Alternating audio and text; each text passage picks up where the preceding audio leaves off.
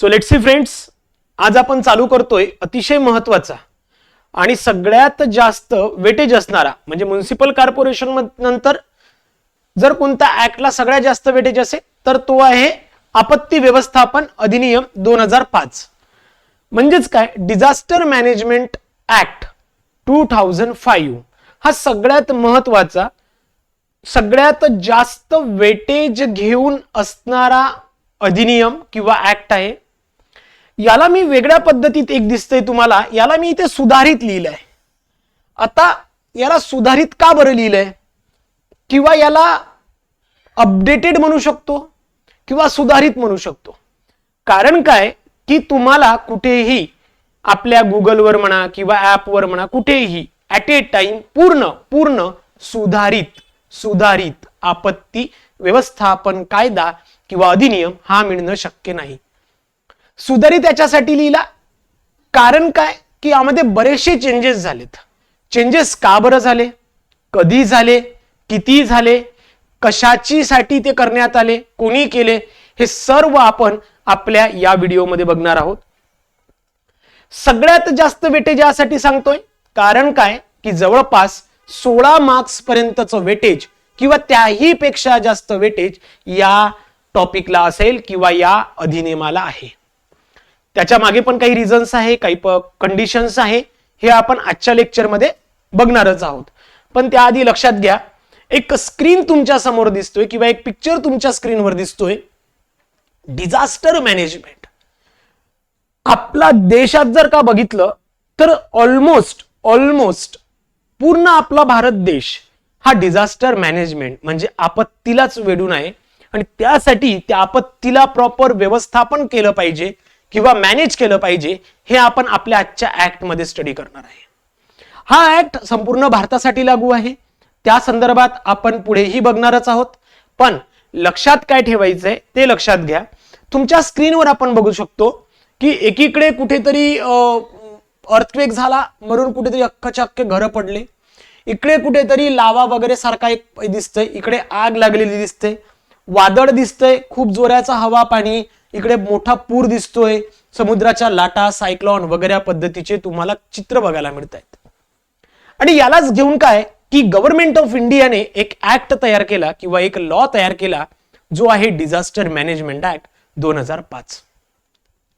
पण याला सुधारित आपण म्हणतोय किंवा का बरं म्हणतोय, खरं तर याची सुरुवातीला एक पार्श्वभूमी समजून घ्या किंवा याला याच ऍक्टला का बरं गरज करायला पाहिजे किंवा याला का बरं आणलंय.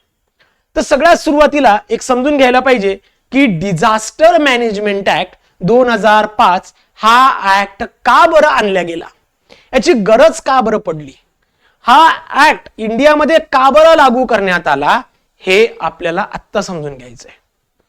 तर हा ऍक्ट भारताच्या पार्लमेंटमध्ये याला मंजुरी देण्यात आली जेणेकरून देशात जे डिझास्टर मॅनेजमेंट साठी एक प्रॉपर एक लीगल एक फ्रेमवर्क असायला पाहिजे, इन्स्टिट्यूशनल सेटअप असायला पाहिजे किंवा इन्स्टिट्यूशन सेटअप तयार करता येईल आणि यासाठी या ऍक्टला लागू करण्यात आलं किंवा तयार करण्यात आलं. सोप्या भाषेत जर सांगायचं झालं तर डिझास्टर मॅनेजमेंट साठी एक सिस्टमॅटिक ऑर्गनाइज सिस्टीम तयार करण्याच्या संदर्भातला हा एक कायदा आणला गेला होता. आता सगळ्यात महत्वाचा प्रश्न असा उभा राहतो, हा ऍक्ट येण्याआधी सिच्युएशन नेमकी कशी होती किंवा कंडिशन काय होती. तर हा ऍक्ट तुम्हालाही माहित आहे की 2005 ला आला. म्हणजे आपण जर विचार केला तर आपण 2005च्या आधीचा विचार करूया. तर 2005 मध्ये भारतामध्ये डिझास्टर मॅनेजमेंट हा फक्त आणि फक्त एक रिलीफ ओरिएंटेड आणि रिएक्टिव्ह अप्रोच वर आधारित असणारा एक कायदा होता किंवा तशा पद्धतीचे रूल्स रेग्युलेशन्स तिथे होते.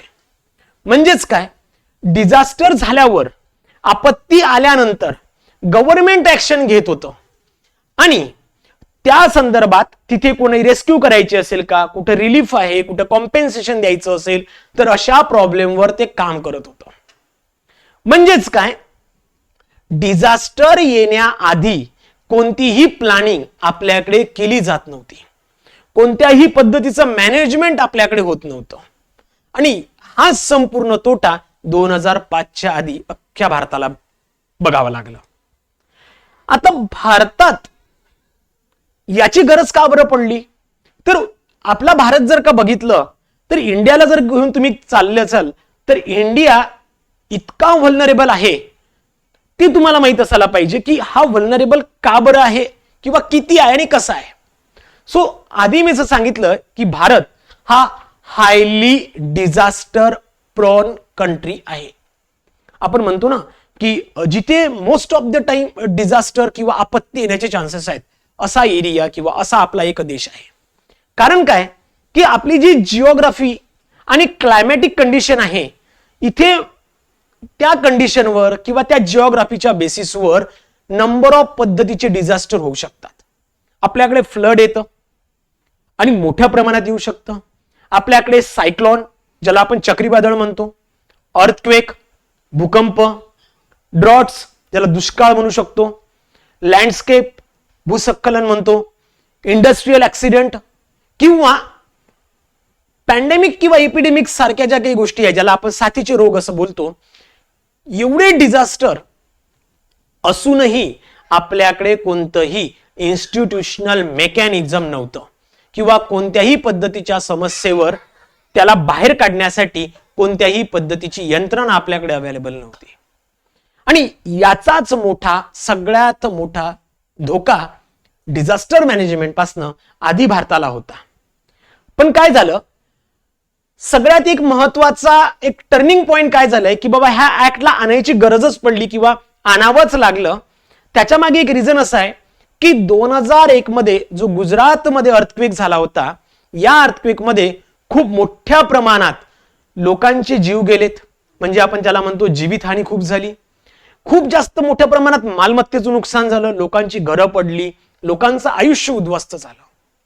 आणि या डिझास्टरने एक गोष्ट जी आहे ही भारत सरकारला म्हणा किंवा भारतातल्या प्रत्येक नागरिकाच्या मनात क्लिअर केली की इंडियामध्ये एक प्रिपेअर्डनेस कमी आहे की बाबा एखाद्या वेळेला जर का एखादी आपत्ती येत असेल तर त्याला आपण प्रिपेअर्ड कधीच नसतो.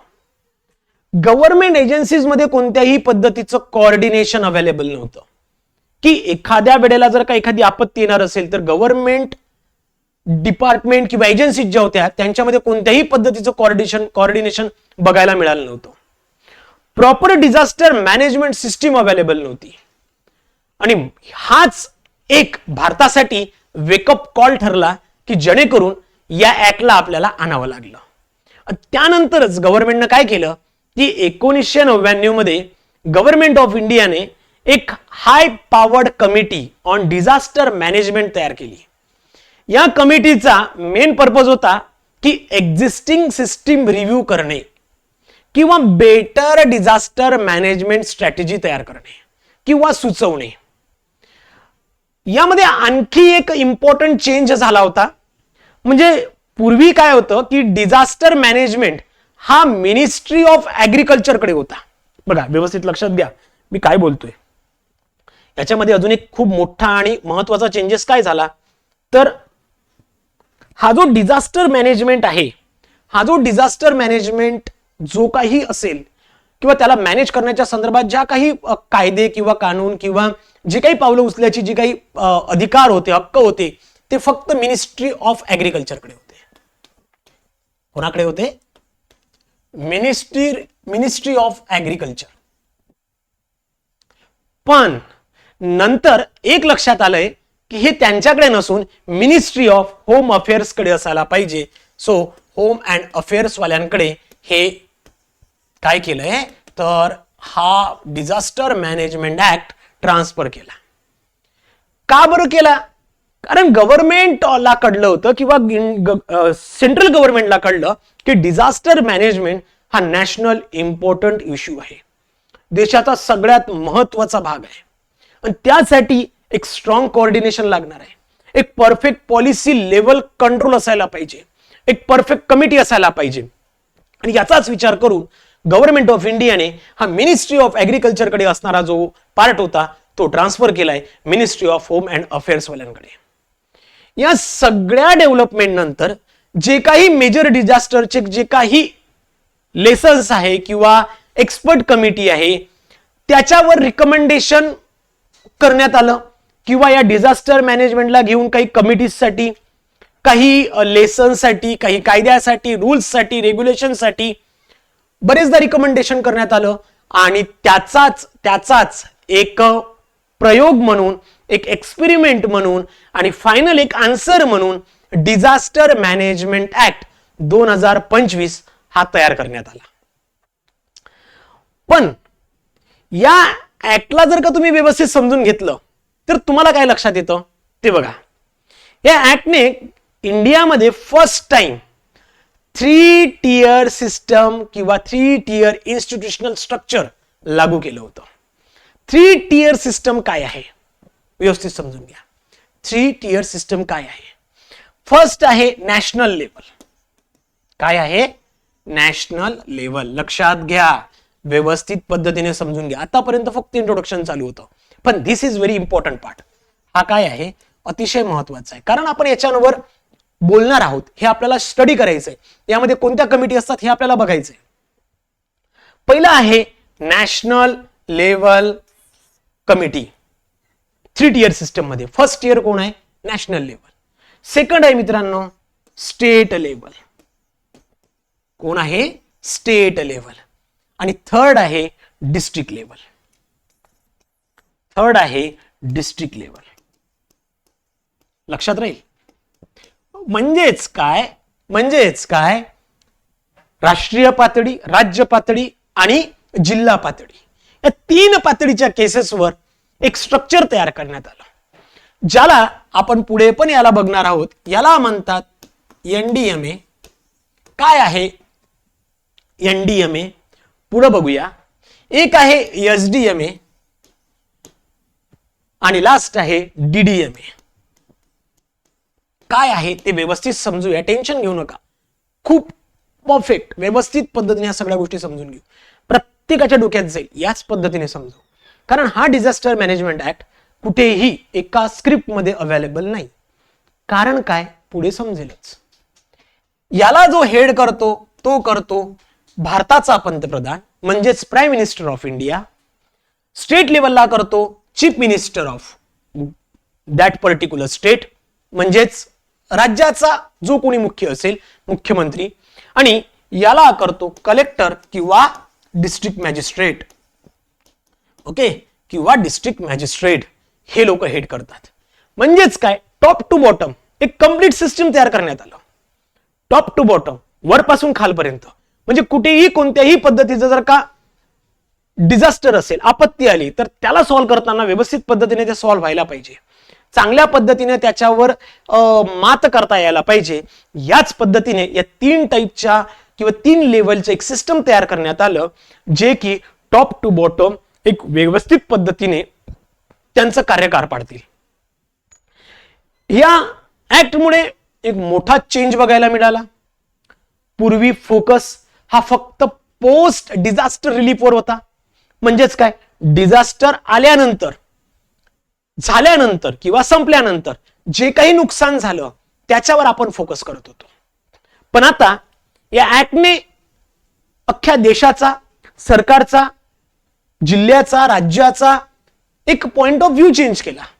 की बाबा या ऍक्ट मध्ये काय सांगितलंय की पोस्ट रिलीफ पेक्षा प्री डिझास्टर रिलीफ जर का होत असेल तर ते शक्य आहे. म्हणजेच एक प्रिव्हेन्शनच्या संदर्भात सांगितलंय. शक्य त्या गोष्टी आधीच आपण टाळायला पाहिजे. मिटिगेशनच्या संदर्भात सांगितलंय, नुकसान कमीत कमी व्हायला पाहिजे. प्रिपेअर्डनेसच्या संदर्भात सांगितलंय, कोणत्याही गोष्टीसाठी, कोणत्याही होणाऱ्या नुकसानासाठी आधीच तयारीत असायला पाहिजे. आणि रिस्पॉन्स सगळ्यात महत्वाचं, एक रिस्पॉन्स ऍक्शन, तात्काळ तिथे तशा पद्धतीचा रिस्पॉन्स मिळणं, सोय होणं तात्काळ, याबद्दल समजलंय. यासोबतच रिकव्हरी आणि रिहॅबिलिटेशन बद्दल सुद्धा या ऍक्ट मध्ये सांगितलं आहे. म्हणजेच काय? रिॲक्टिव्ह पेक्षा प्रोऍक्टिव्ह आपल्याकडे अप्रोच झालेला आहे. म्हणजेच या ऍक्टने बऱ्याचशा गोष्टी आपल्याला चेंज करायला सांगितल्या, बऱ्याचशा गोष्टींचा दूरदृष्टिकोन बदलला आणि लोकांचं जे जीवनमान होतं, जे की आपत्तीला घेरून होतं, त्यापासून कुठंतरी एक रिलीफ दिला, सुटका दिली की नाही, आम्ही तुमच्यासाठी अवेलेबल आहे, आम्ही तुमच्यासाठी इथे उभे आहोत आणि या सगळ्या गोष्टीतनं आम्ही तुम्हाला बाहेर काढू शकतो. अशा पद्धतीची एक शाश्वता या ऍक्ट मधून नागरिकांपर्यंत, देशातल्या प्रत्येक माणसांपर्यंत पोहोचली आणि याचाच एक भाग हा डिझास्टर मॅनेजमेंट ऍक्ट आहे. या ऍक्टनं काही इम्पॉर्टंट प्रोव्हिजन सुद्धा दिलेले आहे. बघा, या ऍक्टने फक्त काही महत्वाचे प्रोव्हिजन सुद्धा दिले आहे, जसं की डिझास्टर मॅनेजमेंट प्लॅन. मग तो नॅशनल लेवलला असू दे, तो स्टेट लेवलला असू दे किंवा तो डिस्ट्रिक्ट लेवलला असू दे. लक्षात घ्या, डिझास्टर मॅनेजमेंट प्लॅन. त्यानंतर सेकंड आहे की स्पेशलाइज रिस्पॉन्स किंवा स्पेशलाइज रिस्पॉन्स फोर्स तयार करण्याच्या संदर्भात याच ऍक्टने सांगितलंय की डिझास्टरच्या संदर्भात वेगवेगळ्या फोर्सेस अवेलेबल पाहिजे की जेणेकरून त्या फोर्सेस आहे त्या वेळेला त्या पर्टिक्युलर आपत्तीवर काम करतील आणि त्यापासून लोकांची सुटका करतील. त्यानंतर डिझास्टर रिस्पॉन्स आणि मिटिगेशनसाठी फंड्स अवेलेबल करून देणं. म्हणजेच बरेचदा या आपत्तीतनं बाहेर निघण्यासाठी फंड्सची गरज असते आणि तुम्हालाही माहित आहे की विदाऊट फंड्स कोणतीही गोष्ट रूल आउट होत नाही किंवा ती सॉर्ट आउट होत नाही. मग याच केसमध्ये डिझास्टर मॅनेजमेंट आहे, फोर्सेस आहे आणि याच ऍक्टच्या अंतर्गत फंड सुद्धा अलाउड करून दिला. म्हणजे या ऍक्टला जर का तुम्ही बघितलं तर हे एका पद्धतीचं कॉम्बो पॅक आहे, ज्यामध्ये प्लॅनिंग आहे, ज्यामध्ये एक्झिक्युशन आहे, ज्यामध्ये फायनान्शियल सपोर्ट आहे आणि सेक्युरिटी पण सुद्धा आहे. म्हणजे एक परफेक्ट कॉम्बो प्लॅन तुम्हाला तयार करून दिलाय आणि या प्लॅनच्याच बेसिसवर आपण डिझास्टर मॅनेजमेंटच्या संदर्भात कोणताही पॉइंट कोणत्याही पद्धतीने बघतो. पण जसं आपण म्हणतो ना की प्रत्येक एका चांगल्या गोष्टीला दृष्ट लागतच असते, तशाच पद्धतीने या ऍक्टला सुद्धा एक दृष्ट लागली होती. अजूनही आपण इंट्रोडक्शन मध्येच आहोत. जोपर्यंत तुम्हाला याची पार्श्वभूमी समजत नाही तोपर्यंत त्याचा काहीच अर्थ होणार नाही. ऍक्टला का बरं आणला, कशासाठी आणला, काचा मेन का उद्देश काय आहे, काम काय आहे, हे आपल्याला समजायला पाहिजे. त्यानंतरच याची खरी मजा आहे शिकण्यात. आणि इंटरेस्टिंग आहे, खूप इंटरेस्टिंग आहे, खूप जास्त इंटरेस्टिंग. आणि डे टू डे लाईफ मध्ये आपण सगळ्यांनी बघितलंय. कुणी भूकंपाच्या रूपात बघितलं, कुणी महापुराच्या रूपात बघितलं, कुणी चक्रीवादळच्या रूपात बघितलं. प्रत्येकाने याला फेस केलाय, प्रत्येकाने याला फेस केलाय. त्यामुळे हा अतिशय महत्वाचा पार्ट आहे. पण जसं मी तुम्हाला सांगितलंय की प्रत्येक एका चांगल्या गोष्टीला दृष्ट लागते, तशीच या ऍक्ट मध्ये सुद्धा काही कमतरता भासायला लागली आणि काही कमीपणा दिसायला लागली. कालांतरानं काय झालंय की फ्लड्स, सायक्लॉन आणि पॅन्डेमिक, जसं की कोविड-19 सारखे जे काही प्रॉब्लेम होते, या घटनामुळं एक लक्षात आलं की या ऍक्टला सुद्धा सुधारण्याची गरज आहे. पॅन्डेमिक मध्ये सगळ्याच गोष्टी फेल ठरल्या. जेवढी यंत्रणा कामाला लागली ती सगळी कोलमडून पडली होती. जेवढेही फोर्सेस अवेलेबल केले होते ते सगळे फोर्सेस थांबले. जेवढाही फंड अलोकेट केला होता तो फंड संपला. म्हणजे सगळ्याच गोष्टीचं इथे काय झालंय तर एका पद्धतीने फेल्युअर, ज्याही मॅनेजमेंट केल्या होत्या त्या मॅनेजमेंट फेल झाल्या. आणि काय झालं की अशा पद्धतीच्या ज्या काही पॅन्डेमिक आलं किंवा ज्या महापुरासारख्या गोष्टी आहे आणि मग गव्हर्नमेंट ऑफ इंडियाला पुन्हा जाणवलं की नाही, या ऍक्ट मध्ये अजून थोडीफार दुरुस्तीची गरज आहे. त्यामुळे गव्हर्नमेंट ऑफ इंडियाने काही अमेंडमेंट्स केले आणि त्याचाच एक महत्वाचा भाग म्हणजेच काय, डिझास्टर मॅनेजमेंट अमेंडमेंट ऍक्ट 2025. बघा काय केलंय, हा तर आपण ऍक्ट बघतोय, हा जो काही डिझास्टर मॅनेजमेंट ऍक्ट आहे हा तर आपण बघतोय 2005चा. लक्षात येतंय. पण हा ज्या वेळेला फेल्युअर ठरला त्यावेळेला गव्हर्नमेंट ऑफ इंडियाने अजून यामध्ये थोडेफार चेंजेस करायचा प्रयत्न केला आणि तो आणलाय अमेंडमेंटच्या फॉर्मॅट मध्ये 2025, म्हणजे मागच्या वर्षी. याचा बेसिक पर्पस काय होता, better coordination, institutional capacity increase करणं आणि मॉडर्न टेक्नॉलॉजीचा उपयोग करून ज्याही इश्यूज आहे त्याला सॉल्व्ह करणं. म्हणून मित्रांनो, यामध्ये सगळ्यात महत्वाची गोष्ट काय आहे, जो आपत्ती व्यवस्थापन अधिनियम 2005 आहे, जो डिझास्टर मॅनेजमेंट ऍक्ट 2005 आहे, यामध्ये खरं तर ऍज पर द ऍक्ट काय आहे तर as per the act total chapter 11 आहेत.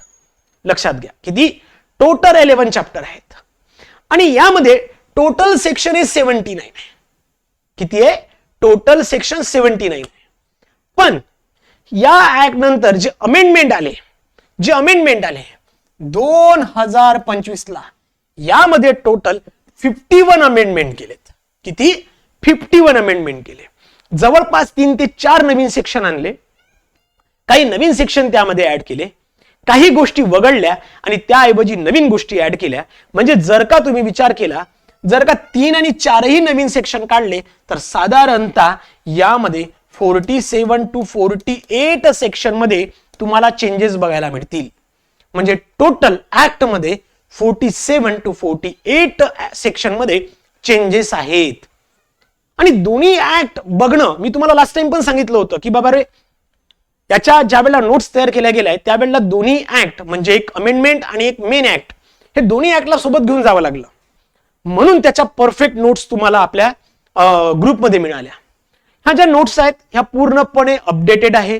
कोणत्याही पद्धतीचं फॉल्स स्टेटमेंट त्यामध्ये नाही किंवा आउटडेटेड स्टेटमेंट त्यामध्ये तुम्हाला बघायला मिळणार नाही.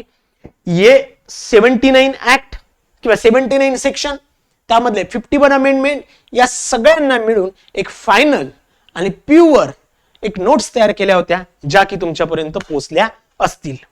मला इथपर्यंत समजलंय का ते व्यवस्थित सांगा पटकन सगळेजण.